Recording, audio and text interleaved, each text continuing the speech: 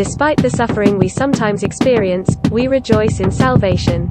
How can we rejoice? Paul gives an oft-quoted explanation: our present sufferings are not worth comparing with the glory that will be revealed in us. The Christian life involves suffering. We should not be surprised when it happens. Jesus said that a servant is not greater than the master. If Jesus, our Lord and Teacher, became a human to suffer and die to serve us, if suffering was part of his training, Hebrews chapter 2 verse 10, 5-8, it should be no surprise that it is also part of ours.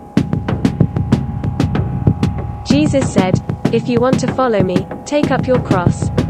Be willing to suffer, even to lose your life, if you want to follow me." The Christian life involves suffering. We should not be surprised when it happens. Jesus said that a servant is not greater than the master. Let's notice what Peter wrote: "In this you greatly rejoice." What is that gives us great joy? In context, it is salvation, the fact that we can be confident that God will give us an eternal inheritance. When our understanding and our emotions are in agreement, then our wills are also. The decisions we make throughout each day are pleasing to God because He has brought us to the point that we want to do His will. When our understanding and our emotions are in agreement, then our wills are also. The decisions we make throughout each day are pleasing to God because He has brought us to the point that we want to do His will.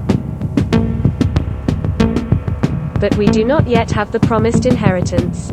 We have not yet reached the time when there is no more crying and no more death. We all experience both crying and death.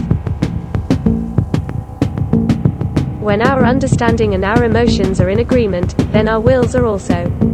The decisions we make throughout each day are pleasing to God because He has brought us to the point that we want to do His will.